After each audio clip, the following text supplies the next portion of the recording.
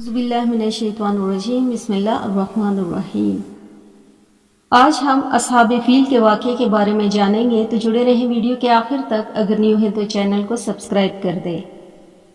امام حدیث و تاریخ ابن کثیر نے اس طرح نقل فرمایا کہ یمن پر ملوک و حمیر کا قبضہ تھا۔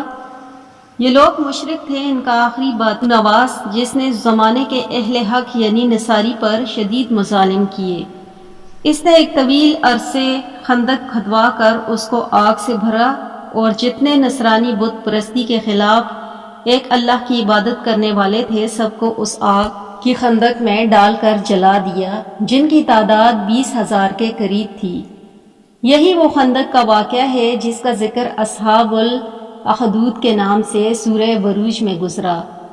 ان میں 2 آدمی کس طرح اس کی گرفت سے نکل کر بھاگ اور انہوں نے کیسر ملک کے شام سے جا کر فریاد کی کہ ذو نواس ملک حمیر نے نصارا پر ایسا ظلم کیا ہے کہ آپ ان کا انتقام لیں۔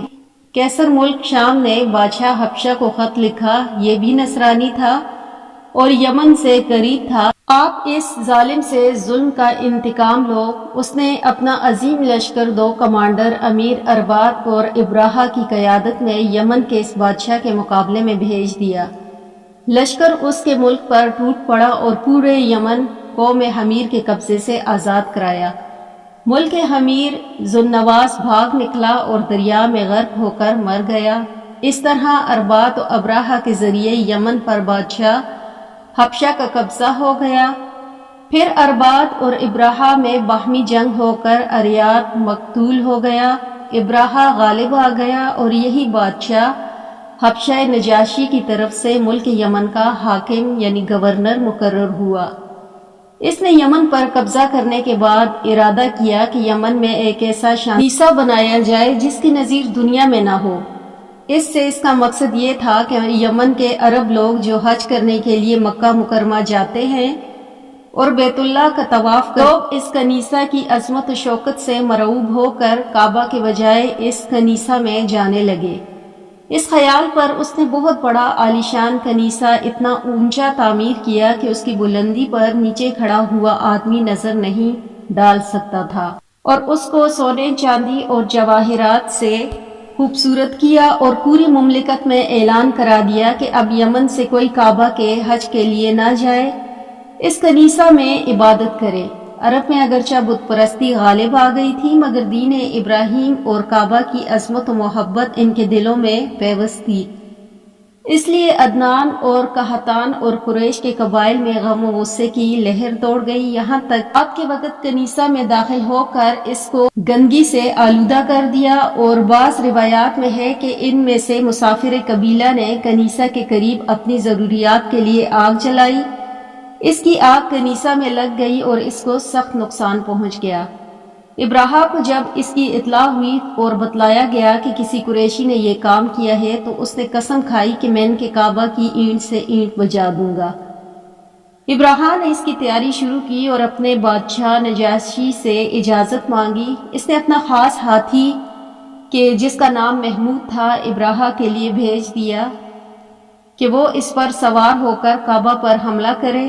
بعض روایات میں ہے کہ یہ سب سے بڑا عظیم الشان ہاتھی تھا جس کی نظیر نہیں پائی جاتی تھی، اور اس کے ساتھ 8 ہاتھی دوسرے بھی اس لشکر کے بادشاہ حبشہ نے بھیج دیے تھے۔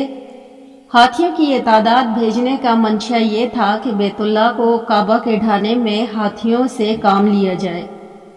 تجویز یہ تھی کہ بیت اللہ کے ستونوں میں لوہے کے مضبوط اور طویل زنجیریں باندھ کر ان زنجیروں کو ہاتھیوں کے گلے میں باندھیں اور ان کو ہنکا دیں تو سارا بیت اللہ معاذ اللہ فوراً ہی زمین پر آ گرے گا۔ عرب میں جب اس کے حملے کی خبر پھیلی تو سارا عرب مقابلے کے لیے تیار ہو گیا۔ یمن کے عرب میں ایک شخص ذو نفر نامی تھا، اس نے عربوں کی قیادت اختیار اور عرب لوگ اس کے گرد جمع ہو کر مقابلے کے لیے تیار ہو گئے اور ابراہہ کے خلاف جنگ کی، مگر اللہ تعالیٰ کو تو یہ منظور تھا کہ ابراہہ کی شکست، اس کی رسوائی نمایاں ہو کر دنیا کے سامنے آئے، اس لیے یہ عرب مقابلے میں کامیاب نہ ہوئے۔ ابراہہ نے ان کو شکست دی اور ذو نفر کو قید کر لیا اور آگے روانہ ہو۔ اس کے بعد جب یہ لشکر طائف کے قریب پہنچا تو طائف کے باشندے قبیلے ثقیف پچھلے قبائل کی جنگ اور ابراہہ کی فتح کے واقعات سن چکے تھے۔ انہوں نے اپنی خیر منانے کا فیصلہ کیا اور یہ کہ طائف میں جو ہم نے ایک عظیم الشان بت خانہ لات کے نام سے بنا رکھا ہے، یہ اس کو نہ چھیڑیں تو ہم اس کا مقابلہ نہ کریں گے۔ انہوں نے ابراہہ سے مل کر یہ بھی طے کر لیا کہ ہم تمہاری امداد اور رہنمائی کے لیے اپنا ایک سردار ابو رغال تمہارے ساتھ بھیج دیتے ہیں۔ ابراہہ اس پر راضی ہو کر ابو رغال کو ساتھ لے کر مکہ مکرمہ کے قریب ایک مقام مغمس پر پہنچ گیا جہاں قریش مکہ کے اونٹ چر رہے تھے۔ ابراہہ کے لشکر نے سب سے پہلے ان پر حملہ کر کے اونٹ گرفتار کر لیے، جن میں 200 اونٹ رسول اللہ صلی اللہ علیہ وآلہ وسلم کے جد امجد عبد المطلب رئیس قریش کے بھی تھے۔ ابراہہ نے یہاں پہنچ کر اپنا ایک سفیر حناطہ حمیری کو شہر مکہ میں بھیجا کہ وہ قریش کے سردار کے پاس جا کر اطلاع کر دے کہ ہم تم سے جنگ کے لیے نہیں آئے، ہمارا مقصد کعبہ کو ڈھانا، اگر تم نے اس میں رکاوٹ نہ ڈالی تو تمہیں کوئی نقصان نہ پہنچے گا۔ حناطہ جب مکہ مکرمہ میں داخل ہوا تو سب نے اس کو عبد المطلب کا پتہ دیا کہ وہ سب سے بڑے سردار قریش کے ہیں۔ حناطہ نے عبد المطلب سے گفتگو کی اور ابراہہ کا پیغام پہنچا دیا۔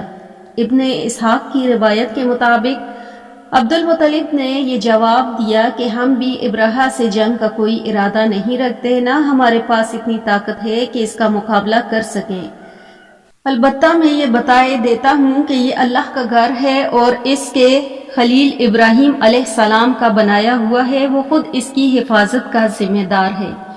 اللہ سے جنگ کا ارادہ ہے تو جو چاہے کرو، پھر دیکھے کہ اللہ تعالیٰ کیا معاملہ کرتے ہیں۔ حناطہ نے عبد المطلب سے کہا تو پھر آپ میرے ساتھ چلیں، میں آپ کو ابراہہ سے ملاتا ہوں۔ ابراہہ نے جب عبد المطلب کو دیکھا کہ بڑے وجیح آدمی ہیں تو ان کو دیکھ کر اپنے تخت سے نیچے اتر کر بیٹھ گیا اور عبد المطلب کو اپنے برابر بٹھایا اور اپنے ترجمان سے کہا کہ عبد المطلب سے پوچھئے کہ وہ کس غرض سے آئے ہیں۔ عبد المطلب نے کہا کہ میری ضرورت تو اتنی ہے کہ میرے اونٹ جو آپ کے لشکر نے گرفتار کر لیے ان کو چھوڑ دیں۔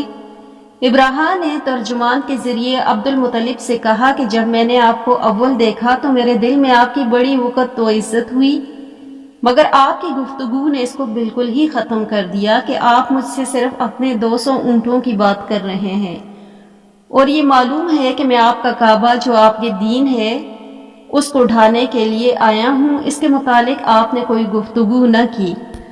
عبد المطلب نے جواب دیا کہ اونٹوں کا مالک تو میں ہوں، مجھے ان کی فکر ہوئی، اور بیت اللہ کا میں مالک نہیں بلکہ اس مالک ایک عظیم ہستی ہے، وہ اپنے گھر کی حفاظت کرنا جانتا ہے۔ ابراہہ نے کہا کہ تمہارا خدا اس کو میرے ہاتھ سے نہ بچا سکے گا۔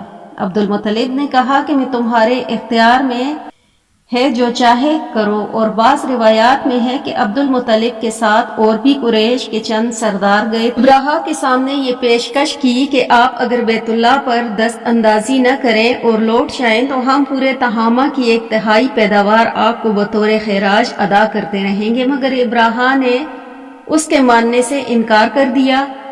عبد المطلب اونٹ ابراہہ نے واپس کر دیے اور اپنے اونٹ لے کر واپس آئے تو بیت اللہ کے دروازے کا حلقہ پکڑ کر دعا میں مشغول ہوئے، اور قریش کی ایک بہت بڑی جماعت ساتھ تھی۔ سب نے اللہ تعالیٰ سے دعا کی کہ ابراہہ کے عظیم لشکر کا مقابلہ ہمارے تو بس میں نہیں، آپ ہی اپنی بیت کی حفاظت کا انتظام فرما دیں۔ دعا کرنے کے بعد عبد المطلب مکہ مکرمہ کی دوسرے لوگوں کو ساتھ لے کر مختلف پہاڑوں پر پھیل گئے۔ ان کو یہ یقین تھا کہ اس کے لشکر پر اللہ تعالیٰ کا عذاب آئے گا۔ اس یقین کی بنا پر انہوں نے ابراہہ سے خود اپنے اونٹوں کا مطالبہ کیا۔ بیت اللہ کے متعلق گفتگو کرنا اس لیے پسند نہ کیا کہ خود تو اس کے مقابلے کی طاقت نہ تھی، اور دوسری طرف یہ بھی یقین رکھتے تھے کہ اللہ تعالیٰ ان کی بے بسی پر رحم فرما کر دشمن کی قوت اور ان کے عزائم کو خاک میں ملا دیں گے۔ صبح ہوئی تو ابراہہ بیت اللہ پر چڑھائی کی تیاری کی اور اپنے ہاتھی محمود نامی کو آگے چلنے کے لیے تیار کیا۔ دریا کی طرف سے کچھ پرندوں کی قطاریں آتی دکھائی دی۔ جن میں سے ہر ایک کے ساتھ 3 کنکریاں چنے یا مسور کے برابر تھیں، ایک چونچ میں اور 2 پنجوں میں۔ وقتی کی روایت میں ہے کہ پرندے عجیب طرح کے تھے جو اس سے پہلے کبھی نہ دیکھے تھے۔ فوراً ہی ابراہا کے لشکر کے اوپر چھا گئے کو ابراہا کے لشکر پر گرایا۔ ایک ایک کنکر نے وہ کام کیا اس پر پڑتی اس کے بدن کو چھیدتی ہوئی زمین میں گھس جاتی۔ یہ عذاب دیکھ کر ہاتھی سب بھاگ کھڑے ہوئے۔ صرف ایک ہاتھی رہ گیا تھا جو اس کنکری سے ہلاک ہوا، اور لشکر کے سب آدمی اس موقع پر ہلاک نہیں ہوئے بلکہ مختلف اطراف میں بھاگے۔ ان سب کا یہ حال ہوا کہ راستے میں مر مر کر گرنے لگے۔ ابراہا کو چونکہ سخت سزا دینا تھی، یہ فوراً ہلاک نہیں ہوا، مگر اس کے جسم میں ایسا زہر سرایت کر گیا کہ اس کا ایک ایک جوڑ گل سڑ کر گرنے لگا۔ اس حال میں اس کو واپس یمن لایا گیا۔ دارالحکومت صنعا پہنچ کر اس کا سارا بدن ٹکڑے بہہ گیا اور مر گیا۔ ابراہا کے ہاتھی محمود کے ساتھ 2 ہاتھی بان یہیں مکہ مکرمہ میں رہ گئے، مگر اس طرح دونوں اندھے اور اپاہج ہو گئے تھے۔